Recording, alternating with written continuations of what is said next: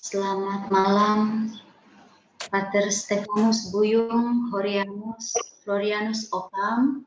Selamat malam, Suster Katarina. Selamat malam, Ibu Regina, dan semua pendoa syafaat yang setia. Pada malam ini adalah hari kedua kita mendoakan novena pada Bunda Maria Fatima dan dirangkai dengan doa Rosario. Malam ini juga kita rindu mendengarkan renungan dari Pater yang lebih akrab disapa dengan Pater Buyung dengan tema Aku Ingin Melihat Allah.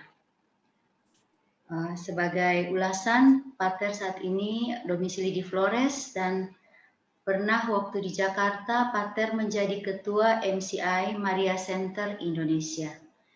Mari kita satukan hati pikiran kita untuk mendengarkan renungan dan kita mohon doa kepada Bunda Maria agar signal kita malam ini lancar dan kita semua terberkati.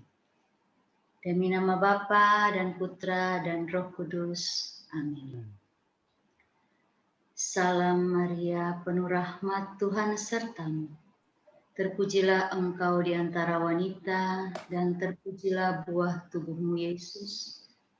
Santa Maria, Bunda Allah, doakanlah kami yang berdosa ini, sekarang dan waktu kami mati. Amin. Demi nama Bapa dan Putra dan Roh Kudus. Amin. Amin. Dipersilahkan waktu dan tempat kepada Pater Buyung. Selamat malam semua. Saya harap bisa mendengar suara saya dengan baik. Ya, pada kesempatan malam hari ini kita akan merenungkan bersama berkenaan dengan kerinduan manusia yang paling mendalam, berkenaan dengan tema kita pada kesempatan malam hari ini. Aku ingin melihat Allah. Dan ini sebetulnya diambil dari sabda bahagia Yesus. Sabda bahagia mengenai berbahagialah orang yang murni hatinya, karena mereka akan melihat Allah.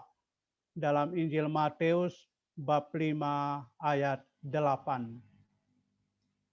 Sesungguhnya sebagai orang beriman, apa kerinduan hati kita yang paling dalam? Suatu pertanyaan yang barangkali sederhana tetapi tidak mudah untuk dijawab. Sebagai orang beriman, pada akhirnya kerinduan kita yang paling mendalam adalah perjumpaan kita dengan Allah. Hal ini sebetulnya kalau kita membuka Mazmur dan juga dalam perjalanan sejarah hidup rohani, kerinduan ini banyak terungkap. Seperti halnya dalam Mazmur 42 ayat 2 sampai 3. Sang pemazmur berkata demikian, seperti rusa yang merindukan sungai yang berair, demikianlah juga jiwaku merindukan Engkau ya Allah. Jiwaku haus kepada Allah yang hidup. Atau juga Santo Agustinus yang pada waktu masa mudanya mencari hal-hal yang bukan Allah dengan kesenangan dan kenikmatan duniawi. Tapi pada akhirnya ia bertobat karena doa mamanya Santa Monica. Pada akhirnya ia mengungkapkan satu kalimat yang sangat indah. Hatiku gelisah selama belum beristirahat di dalam Allah. Yang mau menunjukkan kepada kita kerinduan dari Santo Agustinus dalam pencarian hidupnya, dan akhirnya ia menemukan di dalam Tuhan sendiri. Atau juga Santo Yohanes dari Salib, seorang guru hidup rohani, juga mengungkapkan kerinduan hatinya yang paling mendalam. Dalam bukunya Mada Rohani, ia juga berkata, di manakah engkau bersembunyi kekasih dan tinggalkan daku merana. Engkau menghilang secepat rusa setelah melukai aku. Ku lari panggil kau, namun engkau lenyap sudah. Sekali lagi, gambaran hati manusia yang paling mendalam untuk berjumpa dengan Sang Pencipta, yaitu Allah sendiri. Lalu apa yang paling Anda rindukan dalam hidup ini? Ada seorang penulis anonim, ia katakan, ku inginkan 3 hal. Ku ingin ditemukan oleh Yesus, ku ingin menjadi serupa dengan Yesus, ku ingin di mana Kristus berada, aku pun berada. Kerinduan yang pertama ingin ditemukan oleh Yesus, mengingat masa lampaunya. Karena dosa-dosanya, maka ia ingin ditemukan oleh Yesus. Dan setelah bertobat, ia ingin menjadi serupa dengan Yesus. Apa yang ia perjuangkan saat ini dan hari-hari kehidupannya. Dan akhirnya dengan melakukan semuanya itu, menjadi serupa dengan Yesus, yaitu di mana Kristus berada, dia pun berada. Lalu sabda bahagia Yesus yang kita tahu tidak asing untuk kita. Berbahagialah orang yang murni hatinya, karena mereka akan melihat Allah. Justru bahagia karena murni hatinya ini, karena mereka akan melihat Allah. Tuhan Yesus kerap menegaskan pentingnya kemurnian hati. Apa artinya kemurnian hati? Kemurnian hati itu berarti orang hanya memikirkan, memusatkan pikirannya, hatinya hanya pada satu hal saja, yaitu Allah sendiri. Dan Yesus yang kerap menegaskan pentingnya kemurahan hati ini, segala kejahatan bersumber dari hati yang tidak murni, hati yang jahat. Dan orang yang tidak murni, orang yang hatinya jahat, tentu ada penghalang untuk mampu melihat kehadiran Allah di dalam kehidupannya. Dan tentu dengan ia juga tidak mampu dengan mata imannya melihat kuasa kasih Allah dalam pengalaman rohaninya. Orang yang murni hatinya ialah mereka yang jujur, mereka yang tulus, mereka yang setia di dalam menghayati hidup dan panggilannya. Entah sebagai imam, entah sebagai biarawan, biarawati, entah sebagai bapak, ibu, suami, istri dalam keluarga. Orang yang murni hati adalah mereka yang hanya memiliki satu hal saja dalam kehidupannya, yaitu Allah sendiri dan kehendaknya. Mereka akan melihat Allah, artinya apa? Mereka diperkenankan menghadap Allah dan mengalami kasih-Nya. Menghadap Allah dan mengalami kasih-Nya ini bukan hanya nanti setelah kematian, tapi sejak sekarang ini mulai mengalami kuasa kehadiran Allah dalam roh. Kuasa kasih Tuhan di dalam kehidupannya. Ia mampu melihat dengan kacamata iman, melihat setiap peristiwa dengan mata baru, yaitu sudut pandang Allah sendiri. Mereka akan mengenal kehendak-Nya dengan lebih jelas dan melaksanakannya tentu di dalam kehidupannya itu dengan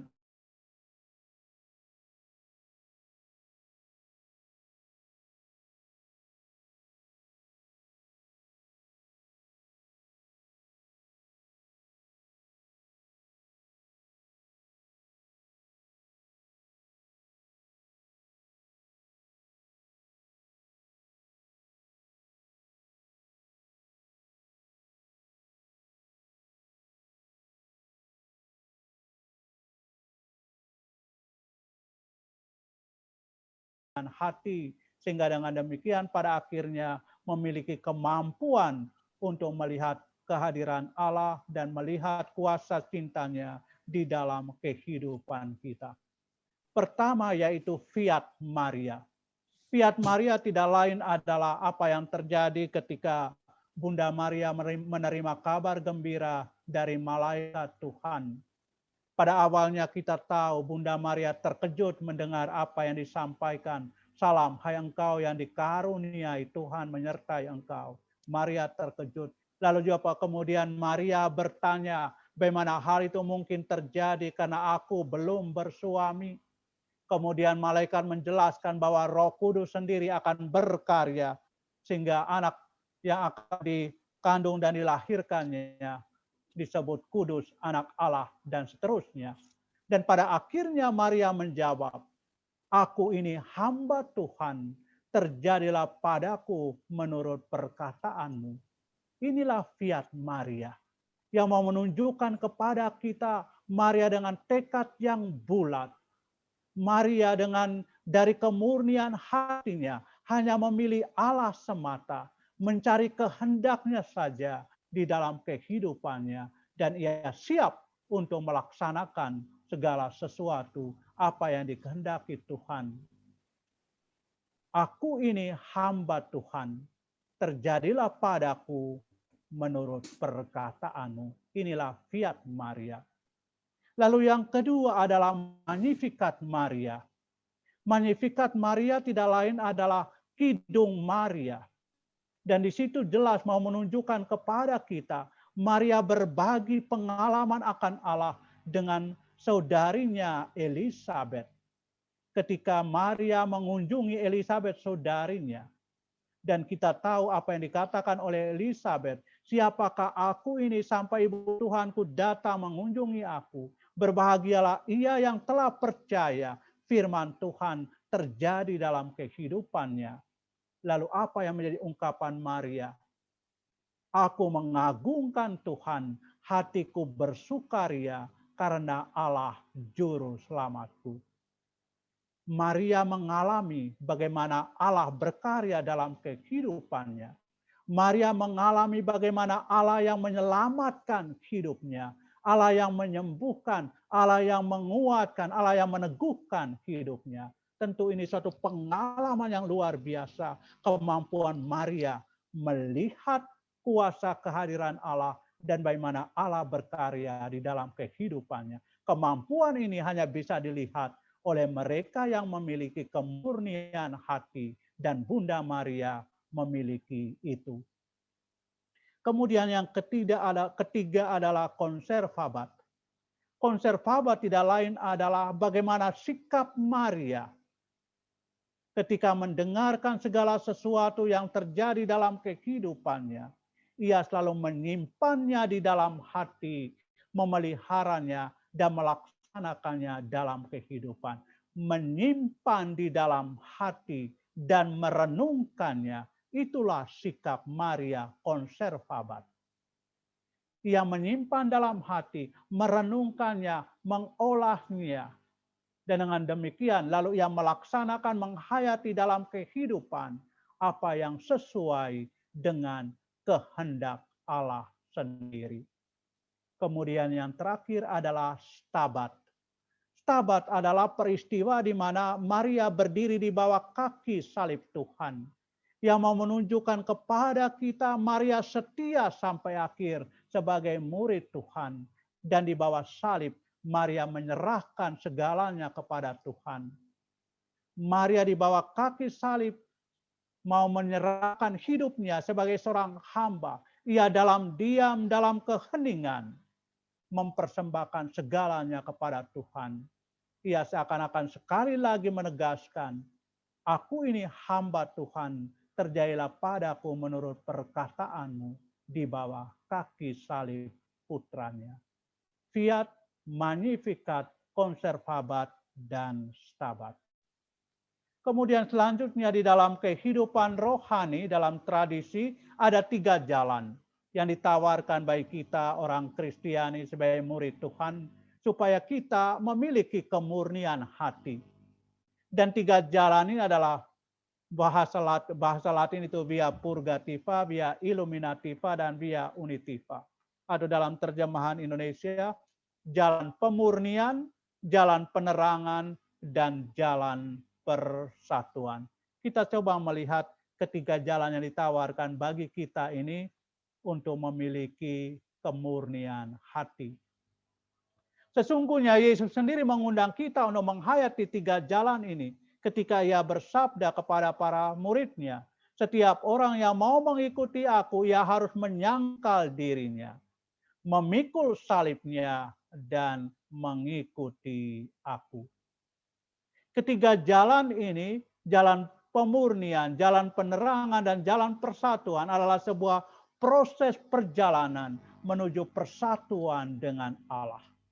Menuju kepada suatu pengalaman indah di saat kita mampu melihat kehadiran Allah di dalam kehidupan kita.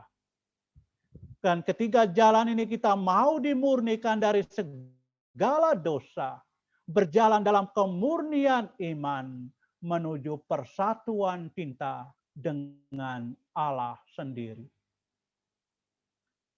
Via Purgativa. Via Purgativa itu adalah tahap pertama dalam perjalanan hidup rohani. Pada awal tidak lain adalah meninggalkan segala sesuatu yang menghalangi kita dalam perjalanan untuk berjumpa dengan Tuhan sendiri. Dalam perjalanan hidup rohani. Segala sesuatu yang kita harus hindari. Segala sesuatu yang harus kita buang. Yang harus kita tinggalkan. Karena semuanya ini menghalangi kita untuk memiliki kemurnian hati. Inilah saatnya sebagai pemula ketika orang secara aktif mempersiapkan dirinya bagi sebuah relasi yang lebih mendalam dengan Allah, dengan memurnikan dirinya dari segala sesuatu yang dapat menghalangi pertumbuhan dalam relasi tersebut, relasi kita manusia dengan Allah. Dan yang menghalangi pertumbuhan itu tidak lain secara singkat adalah dosa, kejahatan kita, egoisme kita. Dan pada tahap ini kaum beriman, seorang murid berusaha untuk memurnikan dirinya dari segala dosa. Usaha aktif ini, kata lain yang dipakai adalah pertobatan kita. Dalam Injil sebetulnya Yesus juga selalu meminta kita untuk bertobat. Bertobatlah dan percayalah kepada Injil. Lalu yang kedua adalah via illuminativa atau jalan penerangan. Jalan penerangan ini adalah tahap penghubung antara via purgativa dan via unitiva. Antara jalan pemurnian dan jalan persatuan. Orang sudah meninggalkan tahap pemula dan belum sampai pada tahap sempurna, maka masuk dalam tahap orang yang sudah lebih maju. Dan dalam tahap ini, jalan penerangan ini, Allah menerangi pikiran kaum beriman dengan sebuah pengenalan, sebuah cinta akan Allah, serta cara-cara baru, cara-cara ilahi. Tuhan memberikan penerangan, sehingga orang mampu mulai belajar untuk hidup di dalam iman, hidup dengan kepercayaan, keyakinan yang mendalam.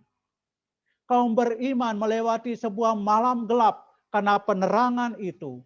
Dan begitu terang sehingga orang tidak dapat melihat, bagaikan orang memandang cahaya lampu kendaraan yang datang dari arah berlawanan.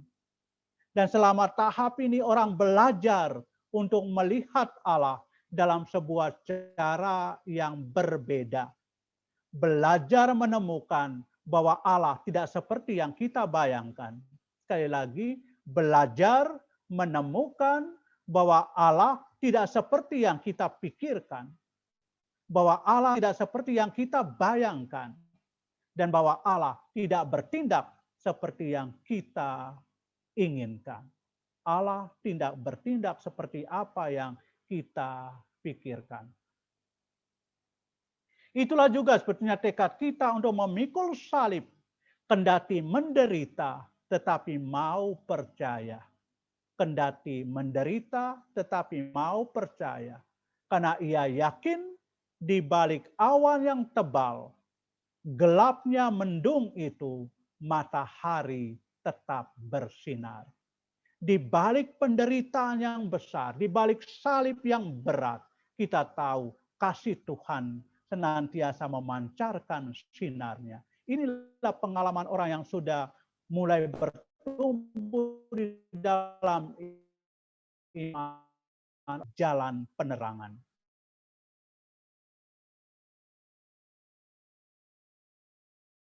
via unitiva. Inilah tak rohani dalam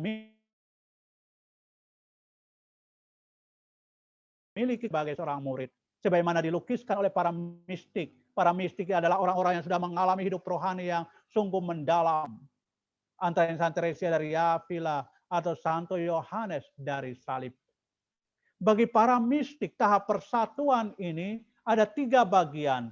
Pacaran rohani, pertunangan rohani, dan perkawinan rohani. Kita tahu juga dalam relasi manusiawi, khususnya bagi orang yang menghayati hidup keluarga, juga dalam relasi sampai kepada perkawinan, mungkin juga mulai pacaran, pertunangan, dan perkawinan. Demikian pun dalam pengalaman mistik, juga ada pacaran rohani, pertunangan rohani, dan akhirnya perkawinan rohani, dan itu persatuan mesra dengan Allah.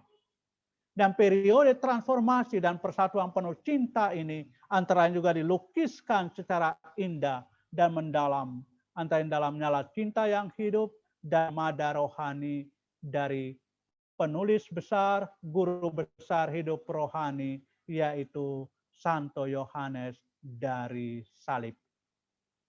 Selanjutnya, saudara-saudariku yang terkasih berkaitan dengan via purgativa, via illuminativa, dan via unitiva. Ini kalau kita lihat dengan apa yang menjadi panggilan hidup kita sebagai murid Kristus, sangat menarik karena juga berkaitan dengan janji dan rahmat baptis.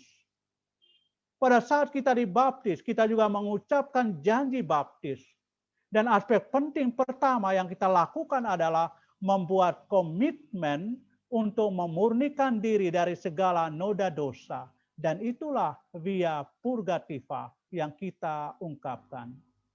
Ada pertanyaan pada waktu dibaptis kita baharui setiap tahun pada malam Paskah. Sanggupkah kamu menentang kejahatan dalam diri saudara sendiri dan dalam masyarakat?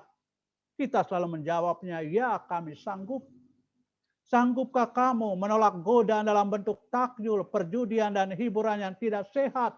Ya, kami sanggup.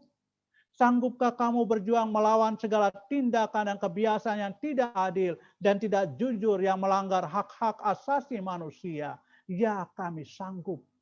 Pada waktu kita dibaptis dan kita baharui setiap tahun dalam malam Paskah, sebetulnya ini kita diingatkan lagi, yaitu via purgativa, untuk meninggalkan segala halangan yang menghalangi kita memiliki kemampuan untuk melihat kuasa kehadiran Allah di dalam kehidupan kita.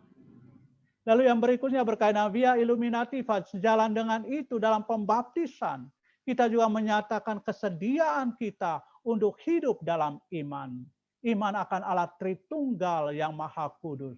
Komitmen untuk percaya. Percayakah kamu akan Allah Bapa? Percayakah kamu akan Allah Putra? Percayakah kamu akan Allah Roh Kudus? Lalu kemudian hidup sebagai anak-anak Allah ini, benih keselamatan dan kehidupan ditanamkan dalam diri kita. Inilah rahmat baptis yang kita terima. Inilah juga nantinya menjadi juga via unitiva, jalan persatuan kita dengan Tuhan. Dan juga nanti terungkap dalam ritus penyerahan pakaian putih. Terimalah pakaian ini yang menandakan martabat saudara yang luhur. Jagalah martabat itu tak bercela sampai menghadap Tuhan dan Hakim kita Yesus Kristus, supaya diperkenankan masuk kehidupan kekal. Dan saudara-saudariku yang terkasih, sesungguhnya apa yang menjadi via purgativa, via illuminativa, dan via unitiva, Bunda Maria di Fatima mengingatkan kita untuk juga selalu bertobat, untuk juga selalu berdoa, untuk juga selalu melakukan silih dosa di dalam kehidupan kita. Dan itu mengalir dari keprihatinan Maria terhadap situasi kita. Dan Bunda Maria tidak mau bahwa kita akhirnya tidak selamat. Bunda Maria ingin supaya kita bahagia dan berjumpa dengan Tuhan sendiri. Dan akhirnya saudara-saudariku yang terkasih, aku ingin melihat Allah, sebetulnya itu sebuah kerinduan yang secara jelas diungkapkan oleh guru besar hidup rohani yaitu Santa Teresa dari Avila. Aku ingin melihat Allah itu semestinya juga menjadi kerinduan hati kita yang paling mendalam. Sebagai murid-murid Yesus, sebagai murid-murid Tuhan, inilah kerinduan kita yang paling mendalam dan inilah puncaknya adalah perjumpaan kita dengan Allah. Kita bisa saja ingin itu, ingin ini, berkaitan dengan kekayaan, kesuksesan. Tapi pada akhirnya semuanya itu akan kita tinggalkan di dunia ini. Dan apa yang kita tinggalkan dunia ini kita tidak bawa setelah kematian kita. Tapi kerinduan akan Allah kita bawa hingga akhir. Kita bawa dalam kematian kita untuk memasuki kehidupan baru. Tuhan sudah menganugerahkan rahmat-Nya. Kita berjuang untuk memiliki kemurnian hati. Kita mati terhadap dosa, hidup bagi Allah. Kita berjuang untuk memiliki kemurnian hati, mati terhadap dosa, hidup bagi Allah. Kalau ini yang kita lakukan, maka jelas dengan sendirinya bahwa kita memiliki kemurnian hati, dan akhirnya kita memiliki kemampuan juga untuk melihat Allah. Bila hal itu terjadi, saudara-saudariku yang terkasih, kita akan mengalami kuasa kehadiran Tuhan. Bukan hanya nanti setelah kematian, tetapi sejak sekarang di dunia ini, untuk mencapai kesempurnaan kelak setelah kematian kita. Bunda Maria sudah mengalami hal itu sejak hidupnya di dunia ini dan mencapai kesempurnaan setelah kematiannya. Ia diangkat ke surga dengan jiwa dan raganya serta dimahkotai di surga. Kata malaikat itu kepadanya, "Salam, hai engkau yang dikaruniai, Tuhan menyertai engkau. Jangan takut, hai Maria, sebab engkau beroleh kasih karunia di hadapan Allah." Bapak, Ibu, saudara-saudariku yang terkasih, demikian 1-2 catatan pokok pemikiran berkenaan dengan kemurnian hati. Semoga berguna bagi kita semua. Tuhan memberkati. Bunda Maria mendoakan kita. Terima kasih. Amin.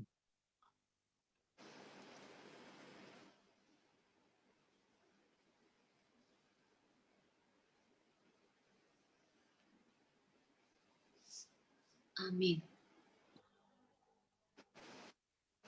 Terima kasih banyak Pater Buyung untuk renungan yang sangat luar biasa malam hari ini. Saya tidak panjang lebar Pater karena Pater menjelaskan dengan begitu sangat jelas. Hanya ada satu kerinduan kami semua pada malam hari ini yang saya percaya juga itu dirasakan oleh Bapak Ibu Saudara-saudari. Kami ingin melihat Allah. Baik secara via purgativa, via illuminativa, dan via unitiva. Saat ini mungkin kita berada pada via illuminativa. Kita sudah meninggalkan segala dosa dan jerat yang begitu membebani kita, meninggalkan dosa kita, manusia lama kita, menuju manusia baru. Dan saat ini kita berjalan bersama Tuhan lewat via illuminativa, baik dalam penderitaan kita merasakan satu kebahagiaan. Tapi Pastor, pada malam hari ini yang agak sulit mungkin adalah via unitiva, yaitu itu sudah menjadi bagian dari para mistik atau orang-orang suci. Tapi kiranya Bunda Maria yang menjadi role model kita, memampukan kita, dan Roh Kudus memampukan kita merasakan sukacita sorgawi. Karena sorga itu sudah bisa, harusnya kita rasakan pada saat kita ada di dunia. Dan kita berlari-lari kepada satu tujuan, suatu saat kita akan bersatu dengan Tuhan Sang Pencipta. Demikian Pastor. Ya, kesimpulan yang sangat indah yang sudah diberikan oleh Bu Yulce. Ya, terima kasih juga untuk itu. Ya. Terima kasih. Bapak, Ibu, Saudara-saudari, malam ini sangat berbahagia kita bersama dengan Pater Buyung. Pater sudah mendalami pesan-pesan dari Bunda Maria. Mari, apabila ada pertanyaan, mari kita tanyakan kepada Pater Buyung. Dipersilakan Bapak, Ibu, Saudara-saudari.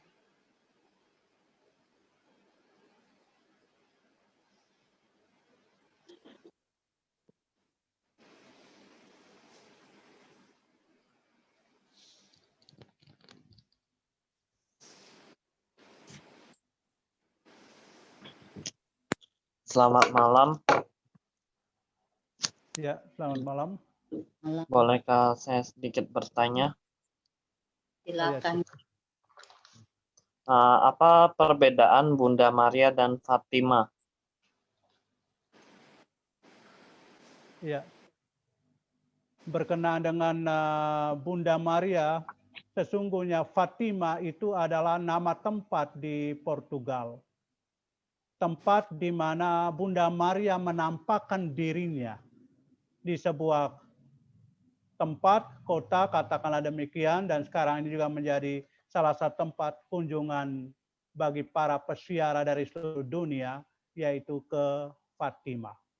Kita tahu sebetulnya Bunda Maria itu hanya satu dan sama, Bunda Maria, Ibunda Tuhan kita Yesus Kristus, Sang Juru Selamat, Ibunda kita semua. Tapi juga dengan macam-macam gelar sebutannya. Antara lain Bunda Maria dari Lourdes, Bunda Maria dari Fatima, Bunda Maria dari Gunung Karmel, Bunda Maria dari Medjugorje, banyak. Dan itu berkait dengan tempat di mana Bunda Maria menampakkan dirinya. Tetapi juga ada Bunda Maria sebutan-sebutan karena juga perannya dalam sejarah keselamatan.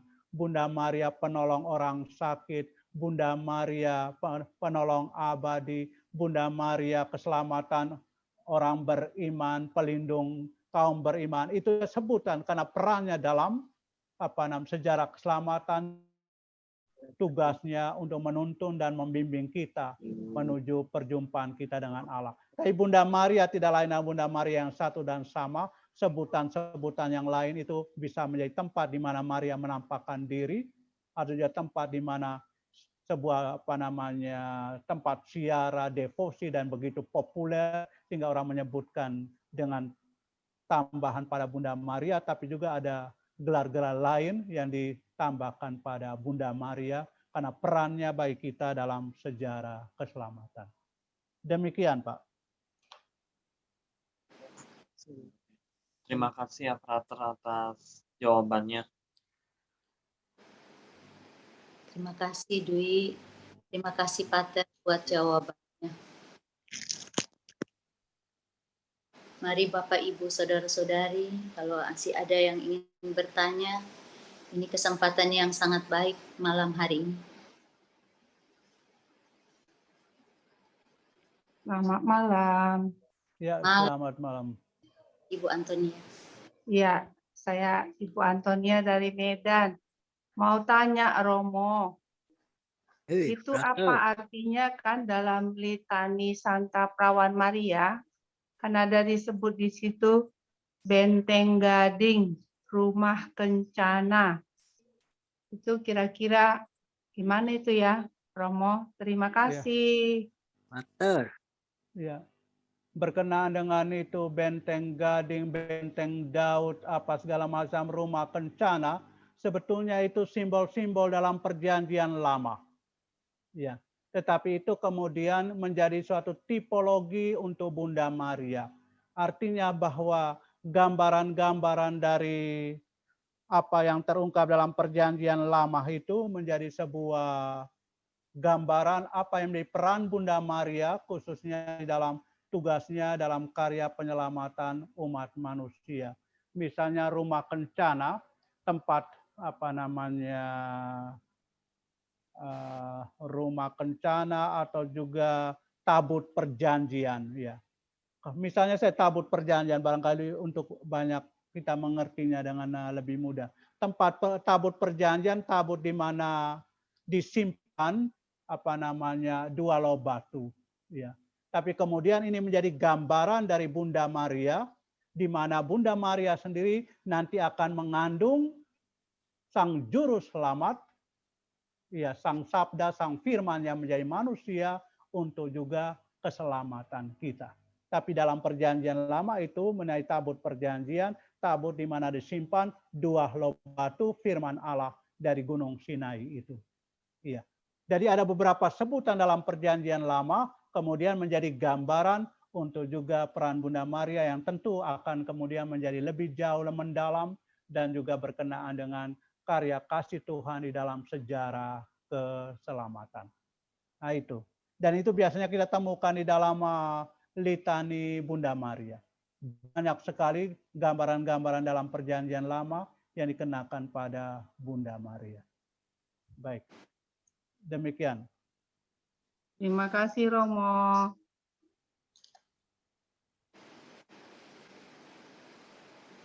Terima kasih Bu Antonia, terima kasih Pater sudah menjawabnya dengan begitu baik.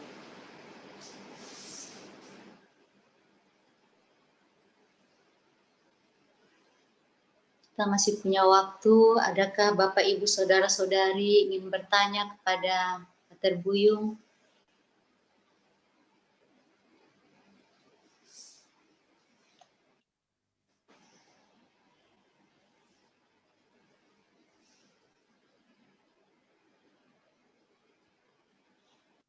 Selamat malam, Bu Yuce. Ya, baik, siap.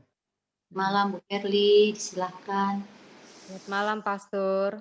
Ya, selamat malam.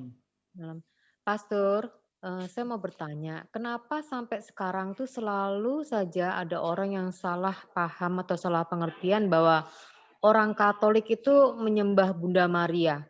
Kita kadang-kadang kalau konfront dengan mereka, itu kita sudah menjelaskan sampai berkali-kali, tapi tetap tidak bisa mengerti mereka. Jadi istilahnya maksudnya pemetiknya, pemicunya itu apa ya Pastor sampai mereka tuh bisa berpikiran seperti itu gitu. Terima kasih Pastor. Ya. Saya kira ini memang juga khususnya kita berhadapan dengan saudara-saudari kita dari Protestan dan seringkali juga menjadi katakanlah dalam tanda petik sumber pertanyaan, kadang-kadang juga kalau tidak hati-hati juga menjadi salah paham berkenaan dengan aspek ini. Tapi pertama-tama perlu kita sadari bahwa kita sebagai orang Katolik bukan menyembah Bunda Maria, melainkan menghormati Bunda Maria. Ya. Ada dua kata yang berbeda dalam tradisi Katolik, kata latria dan dulia. Kata latria itu hanya dipakai untuk Tuhan, itu untuk menyembah, itu latria. Sedangkan untuk para kudus termasuk Bunda Maria dulia. Tetapi Bunda Maria ini kan di atas para kudus, maka dia disebut hiperdulia. Ada dan dulia itu untuk menghormati misalnya para kudus dan seterusnya. Bunda Maria Ratu para kudus, maka dia di atas lebih dari antara para kudus, maka dia disebut hiperdulia. Itu berarti dari kata itu sendiri, istilahnya itu sendiri mau menunjukkan bahwa kita sebagai orang Katolik dalam tradisi kita bukan menyembah Bunda Maria, melainkan menghormati Bunda Maria. Dan mengapa kita menghormati Bunda Maria? Karena tentu perannya yang begitu besar di dalam sejarah keselamatan. Kita tahu Tuhan sendiri menawarkan kepada Bunda Maria untuk ambil bagian dalam kasih Tuhan yang luar biasa dalam sejarah keselamatan, menawarkannya menjadi ibunda Sang Juru Selamat. Dan Bunda Maria menyediakan dirinya, rahimnya untuk mengandung dan melahirkan Sang Juru Selamat bagi kita. Itu salah satu aspek yang katakanlah sebagai penegasan bahwa Bunda Maria punya peran yang begitu besar, maka kita layak menghormati Bunda Maria. Tetapi kalau kita bandingkan, kita juga tidak menyembah Maria dalam arti kalau kita atau gambar Bunda Maria. Masing-masing kita sesungguhnya punya foto orang tua kita misalnya. Yang kalau kita Kalau kita merobeknya atau kita tidak menghormati itu. Atau juga setiap negara punya bendera. Bendera itu kan sepotong kain, tapi kita betul-betul menghargainya karena di balik itu lambangnya adalah sebuah negara misalnya. Demikian pun juga di dalam kita menghormati Bunda Maria itu bukan soal patungnya atau gambarnya, tapi siapa di balik itu. Bunda Maria yang punya peran besar di dalam sejarah keselamatan. Oleh karena itu kalau boleh saya usul, kalau kita berhadapan dengan orang-orang khususnya saudara-saudari kita yang berbeda keyakinan, khususnya berkenaan dengan saudara-saudari dari Protestan, sebetulnya kita tidak usah terlalu banyak kita punya beda pandangan mengenai itu. Yang penting bahwa sebagai orang Katolik sungguh memahami apa makna di balik apa yang kita lakukan, devosi kita kepada Bunda Maria, dan kita bukan menyembah Bunda Maria, melainkan menghormati Bunda Maria. Tuhanlah yang kita sembah, Yesuslah kita sembah, Bunda Maria kita hormati, karena perannya yang begitu besar di dalam sejarah keselamatan. Ya, begitu. Terima kasih, Pastor. Ya, sama-sama. Terima kasih Bu Kerli buat pertanyaan yang bagus. Terima kasih Pater Buyung sudah menjawabnya juga dengan tepat. Terima kasih.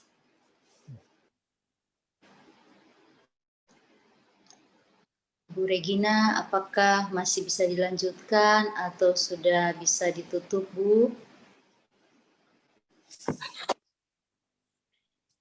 Ya, Bu Yulce. Bila tidak ada pertanyaan lagi, kita boleh minta Pastor Buyung untuk menutupnya dengan doa berkat penutup. Ya, baik. Mari kita siapkan hati kita, pikiran kita kepada Dia yang sungguh mencintai kita, kepada Allah kita yang sungguh mau membawa kita kepada perjumpaan kita dengan dirinya dalam panggilan suci. Dalam nama Bapa dan Putra dan Roh Kudus. Amin. Ya Allah Bapa kami yang penuh belas kasih, kami bersyukur kepadamu karena cintamu yang begitu besar yang kami alami dalam kehidupan kami. Engkau telah mengutus Yesus Kristus Putramu sebagai penebus dan juru selamat bagi kami. Karena begitu besar kasih-Mu akan kami manusia, sehingga Engkau mengutus Yesus Kristus Putramu untuk menebus dan menyelamatkan kami umat-Mu. Dan itu semua kami alami dalam peristiwa Paskah, penderitaan, wafat, dan kebangkitan Putramu. Oleh karena itu ya Tuhan, berkatilah kami semua, keluarga kami masing-masing, agar kami sungguh hidup berkenan padamu, berani meninggalkan segala dosa dan kejahatan, untuk berani hidup dalam iman, untuk memiliki kemurnian hati, dan pada akhirnya berjumpa dengan Engkau yang adalah sumber kehidupan dan keselamatan kami.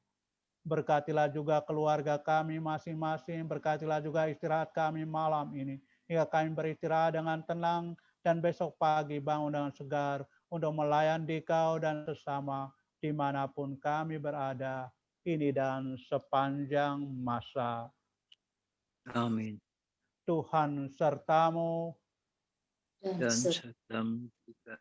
semoga saudara-saudari sekalian dan istirahat kita malam ini dinaungi oleh berkat Allah yang Maha Kuasa, Bapa dan Putra dan Roh Kudus. Amin. Amin. Ya, selamat malam, Tuhan berkati. Selamat malam, Pak. Tuhan Selamat berkati. malam, Pastor. Terima kasih Romo.